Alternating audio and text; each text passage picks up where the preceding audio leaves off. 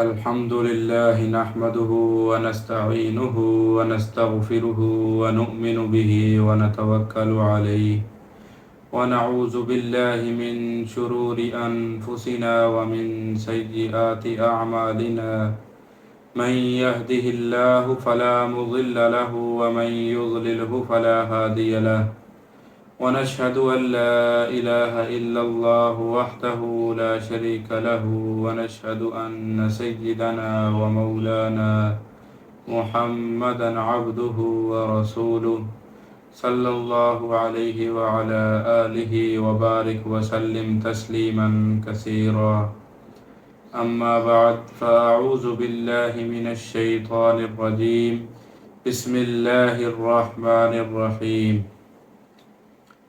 يا أيها الذين آمنوا كتب عليكم الصيام كما كتب على الذين من قبلكم لعلكم تتقون صدق اللہ العظیم۔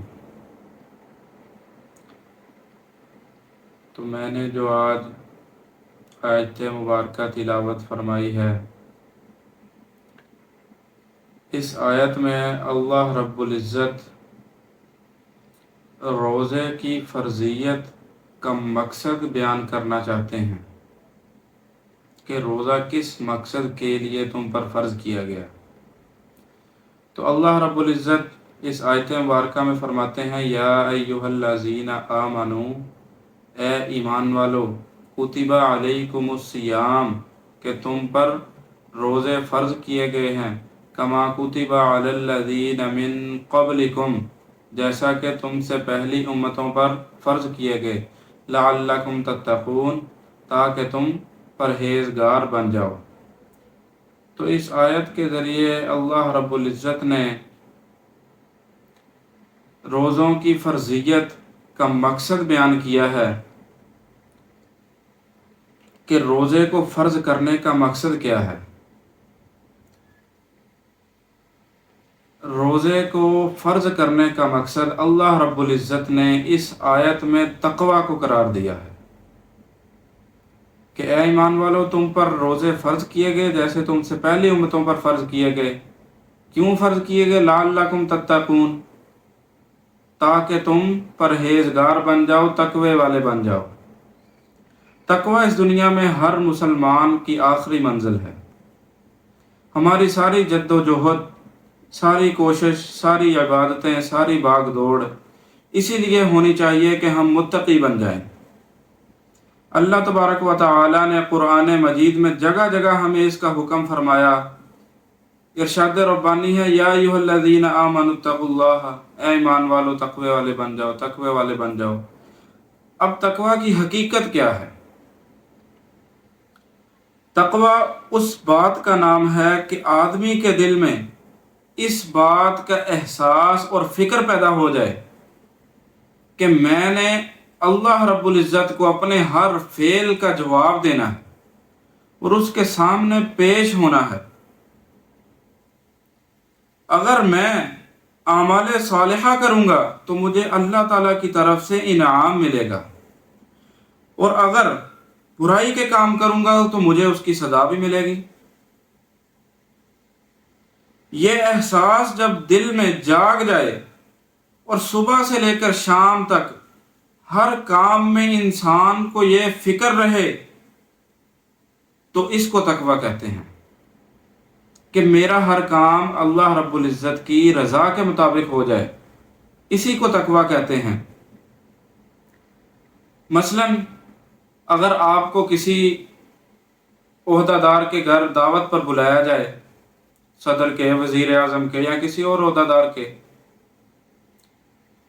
تو آپ جب اس کے گھر جائیں گے تو آپ کے دل میں یہ ڈر رہے گا کہ یہ مجھے سزا بھی دے سکتا ہے، صاحب اقتدار ہے، اور مجھے انعام بھی دے سکتا ہے کسی بات پر۔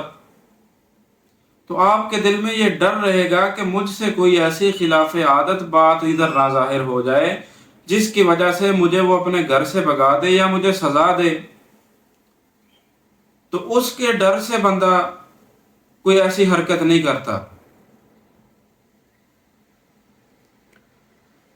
اور حقیقت اللہ تبارک و تعالی بھی ہمارے دل میں یہی احساس پیدا کرنا چاہتے ہیں کہ تم ہر وقت اللہ تعالیٰ کے دربار میں اور اس کے سامنے، اور اس لیے یہ خیال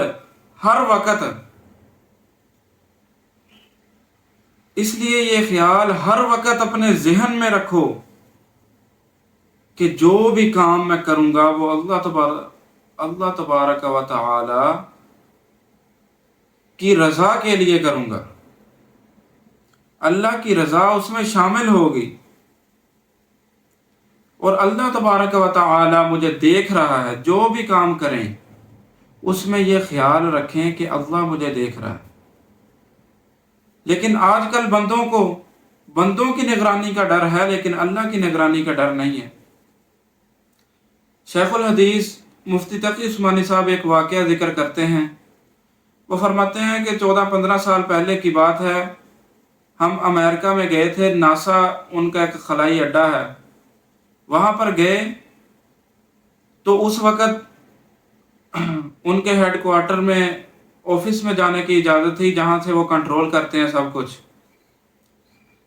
تو کہتے ہیں کہ وہاں ہم نے دیکھا نہ کوئی سیکیورٹی گارڈ تھا، نہ کوئی پولیس، نہ کوئی فوج، لیکن پھر بھی بندے جو ہیں نا وہ بالکل سیدھے ہو کر چلتے ہیں، اپنے کام سے کام رکھتے ہیں، ادھر ادھر نہیں دیکھتے، کوئی بھی ایسی حرکت نہیں کرتے جس سے وہ قانون کی گرفت میں آ جائیں۔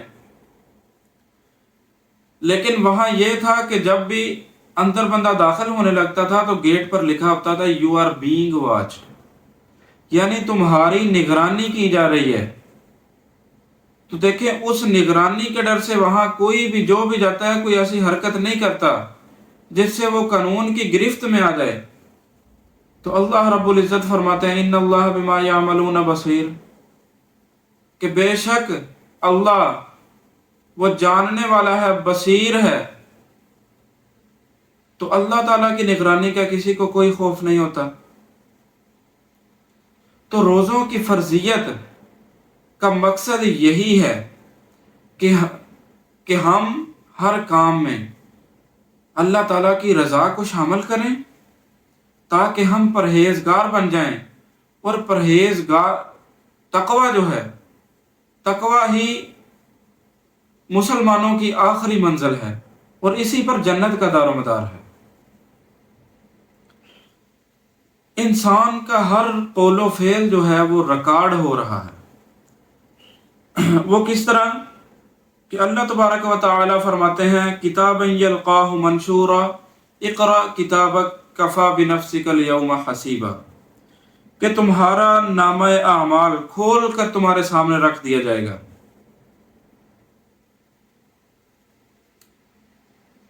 اپنا نامہ اعمال پڑھ لو، تم اپنا حساب کرنے کے لیے کافی ہو۔ اللہ رب العزت فرماتے ہیں کہ تمہارا اعمال نامہ تمہارے سامنے کھول کر رکھ دیا جائے گا۔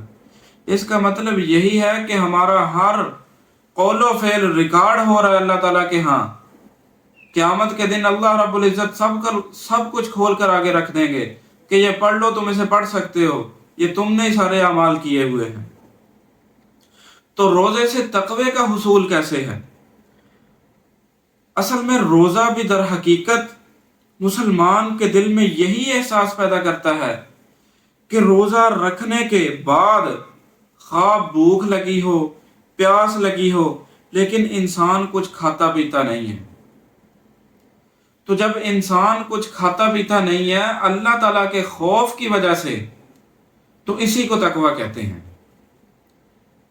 یہ بھی تو ہو سکتا ہے کہ انسان اکیلا کسی بند کمرے میں چلا جائے، وہاں جا کر اسے کوئی دیکھ تو نہیں رہا، کھا بھی سکتا ہے، پی بھی سکتا ہے، لیکن وہ اللہ تعالیٰ کے خوف کی وجہ سے نہیں پیتا کھاتا، تو اسی کو تقوی کہتے ہیں۔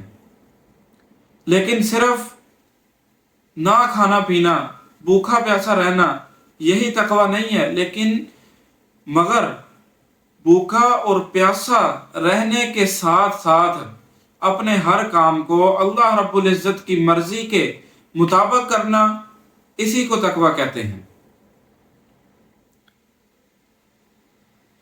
اور جن کاموں کو اللہ رب العزت نے حرام قرار دیا ہے ان کو حرام سمجھے، بالکل ان پر عمل نہ کرے۔ اور اپنی ہر خواہشات کو اللہ رب العزت کی مرضی کے مطابق چلائے، تو یہ تقوی ہے، اور یہ تقوی ہی ہمارے لیے جنت کا سبب ہے۔ تقوی پر ہی جنت کا دار و مدار ہے۔ تو جو کہا سنا ہے، اللہ رب العزت اس